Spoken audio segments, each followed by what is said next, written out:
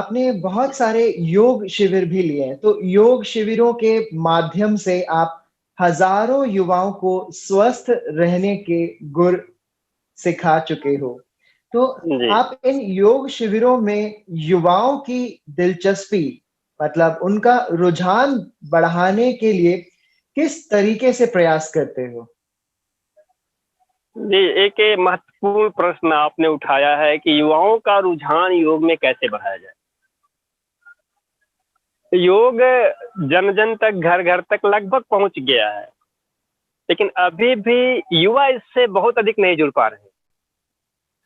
जब लोग बीमार पड़ जाते हैं, तब लोग योग को अपनाते हैं कि अब डिजीज़ हो गई है, मुझे बैक पेन हो रहा है, मुझे साइटिका, हाइपरटेंशन, डायबिटीज़ या मैं बहुत फैट गेन कर लिया हूँ।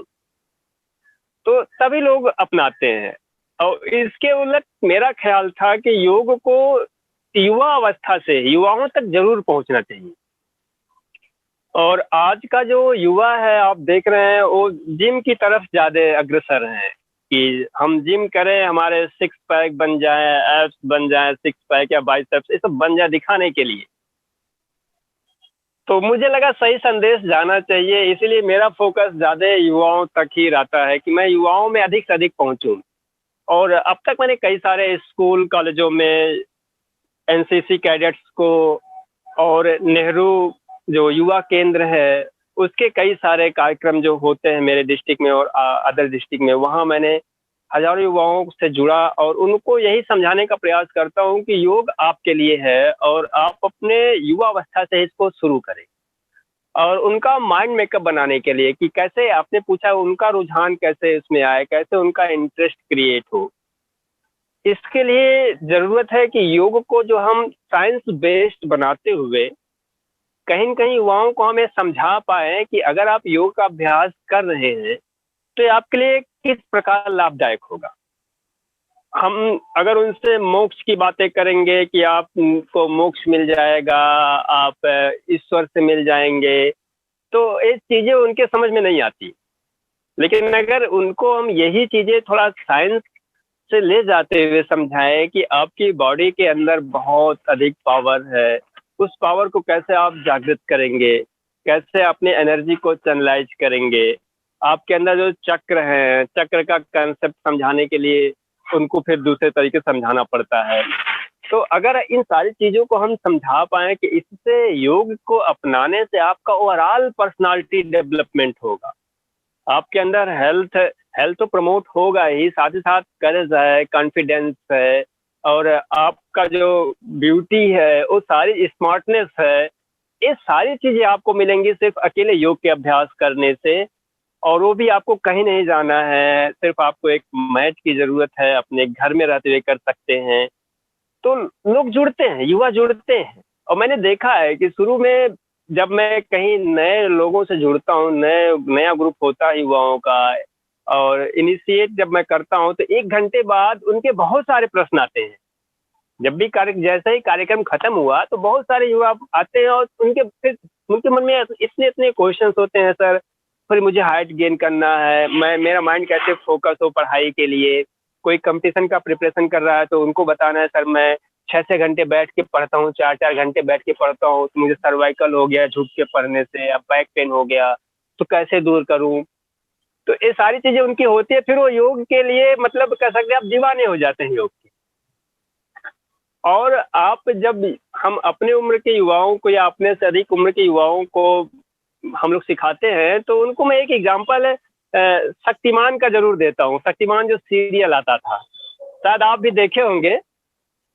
जी सर। और तो उसमें शक्तिमान जब बैठता था, तो पीछे जो चक्र उसके जागृत होते थे, शक्ति खत्म हो जाती थी। तो लोगों को लगता है कि हाँ, जो मैं देखता था बचपन में, वो कहीं न कहीं योग था, एक साइंस था। तो उनको जब इस प्रकार समझाता है कि आपके अंदर भी ऐसी पावर है, हमारे अंदर भी ऐसी पावर है, उसको हम जागृत कर सकते हैं, अगर योग में जितना ही डीप हम जाएँगे। तो लोग खुश होते हैं, नई-नई चीज़ें उनको मिलती हैं कि योग सिर्फ़ सन्यासियों के लिए नहीं है, सिर्फ़ बुजुर्गों के लिए नहीं है या सिर्फ़ बीमार लोगों के लिए नहीं है, ये तो युवाओं की सबसे बड़ी ज़रूरत है, पर्सनैलिटी डेवलपमेंट के लिए, आगे बढ़ने के लिए, करियर बिल्डिंग में। तो ऐसे अपने आप युवा जुड़ जाते हैं, बस समझाने का तरीका सही होना चाहिए और मेरा प्रयास रहता है कि मैं वही करूं, युवाओं को अधिक से अधिक जोड़ूं, क्योंकि उनके लिए तो ये पूरी लाइफ पड़ी हुई है। जी, रुपेश। जी सर, बहुत अच्छे से आपने इसका मुझे हमें भी समझाया। जी। और मेरा अगला प्रश्न आपसे सर कि निशुल्क योग शिविर भी आपने लिए हैं, तो निशुल्क योग शिविर करने के पीछे आपकी क्या सोच रही? इसके पीछे बेसिकली मैं कहूँगा रुपेश जी कि जिस लोकेलिटी से जो मेरा एरिया है, एक तो अभी योग में उतनी रुचि नहीं थी और दूसरे निःशुल्क लेने का ये भी था कि मैंने शुरू में नहीं सोचा था कि योग से पैसे कमाएंगे हम लोग या फिर ऐसा कोई जरिया बनेगा। और ईश्वर की कृपा से मैं ऑलरेडी टीचिंग जॉब में हूँ, टीचिंग कर रहा हूँ, तो इसीलिए कभी सोचा नहीं कि मैं जब कैंप करूँगा तो कुछ ऐसे शुल्क लगाऊंगा और अधिक से अधिक लोगों तक पहुँचे, पैसे की कोई बाध्यता ना हो, इसीलिए निःशुल्क शिविर की योजना आई। फिर भी मैं एक चीज़ ज़रूर कहना चाहूँगा अपने सारे जो अपने टीचर्स हैं, योगा टीचर्स हैं या फिर जो स्टूडेंट प्रिपरेशन कर रहे हैं योग की इस उद्देश्य से कि वो योग को प्रोफेशन के रूप में अपनाएँगे, कि निःशुल्क बहुत आप कर लेंगे, ठीक है, लोग भी आपसे जुड़ जाएँगे, लेकिन निःशुल्क के नाम पे लोग क्या करते हैं, बहुत सीरियसली आपको नहीं लेते हैं। ये बहुत इम्पोर्टेंट है कि अगर आप कोई चीज़ किसी को फ्री में दे रहे हैं, तो लोग उसकी वैल्यू कम आते हैं। एक जनरल सा फिनोमेना लोगों के माइंडसेट में आ गया है कि ये तो ऐसे ही मिल जा रहा है, तो इसकी वैल्यू ऐसे ही है। चाहे सरकारी हॉस्पिटल की बात कर लीजिए, सरकारी स्कूल की बात कर लीजिए, जहाँ चीज़ें फ्री में लोगों को आसानी से मिल जाती है, वो चीज़ें लोगों जो है उतना उनको इम्पोर्टेंस नहीं देते।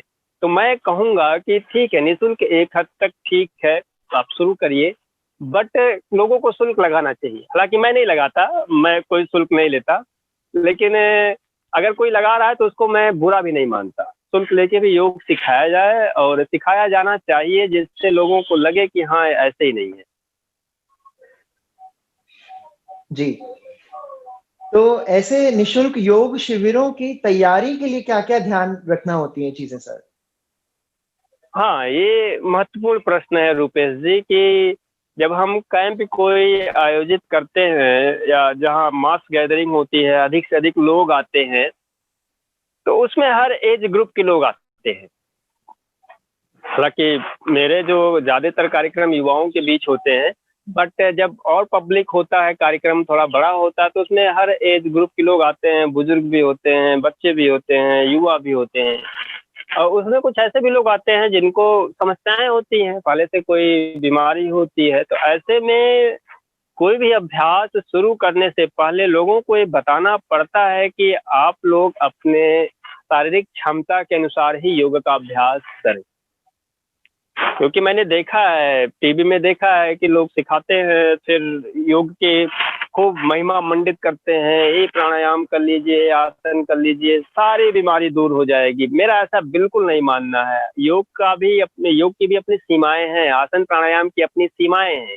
अगर हम 100 लोग हैं और 100 लोगों को सिर्फ ये कह दें कि एक प्राणायाम कर लो या एक आसन कर लो, सारी बीमारी दूर हो जाएगी, तो लोगों को तो उतना पता है नहीं कि इसके कुछ नुकसान भी हो सकते हैं। लोग शुरू कर देते हैं, ऐसे में लोगों को समस्याएं भी आ जाती हैं। तो इसीलिए कोई भी आप जब भी हम कोई ऐसे कैंप आयोजित करते हैं तो इस चीज़ का ध्यान रखते हैं कि लोगों को समझा दिया जाए कि आप अपने रोग के अनुसार, अपने शारीरिक क्षमता के अनुसार ही योग का अभ्यास करें। किसी पर्टिकुलर डिजीज में आप हाई ब्लड प्रेशर है, हार्ट पेशेंट हैं, हर्निया है, ऐसे में इस आसन को नहीं करना है। इस चीज़ का बिल्कुल ध्यान देना होता है। साथ ही जो जनरल प्रिंसिपल्स हैं, अगर हम कैंप कर रहे हैं तो पहले ही लोगों तक मैसेज ये पहुंचा दिया जाता है कि आप लोग खाली पेट आएँ, अपने साफ चादर वगैरह लेके आएँ और भोजन नाश्ता करके ना आएँ। साथ ही साथ शुरू में आप अपने मोबाइल स्विच ऑफ कर दें, ये मैं ज़रूर बोलता हूँ जब भी मैं जाता हूँ, क्योंकि ये बहुत डिस्टर्बिंग एलिमेंट है। ये आप 1 घंटे अगर आप अभ्यास कर रहे हैं, आधे घंटे अभ्यास कर रहे हैं, तो आप योग में डूबिए, योग में रहिए। अगर योग को आप हल्के में लेंगे, बातचीत करते हुए, हंसी मजाक करते हुए योग को करेंगे, तो आप योग को कभी नहीं समझ पाएंगे कि योग एक्चुअली है क्या। लेकिन अगर आप सीरियसली आधे घंटे, 1 घंटे योग के अभ्यास को कर रहे हैं, प्राणायाम, मेडिटेशन कर रहे हैं उसमें, तभी आपको पता चल पाएगा कि रियली योग है क्या, और आपका जुड़ाव अधिक से अधिक हो पाएगा। तो कैंप में इन सब चीज़ों का बहुत ध्यान देना होता है कि हमारा जो मैसेज है क्लियरली पहुँचे लोगों तक। अगर डिजीज बेस्ड कैंप है कि हम पर्टिकुलर रोग पे ही कैंप आयोजित करेंगे, डायबिटीज पे या हाई ब्लड प्रेशर पे, तो वहाँ उस पॉइंट ऑफ व्यू से अपनी प्रिपरेशन होनी चाहिए, ये मैं मानता हूँ।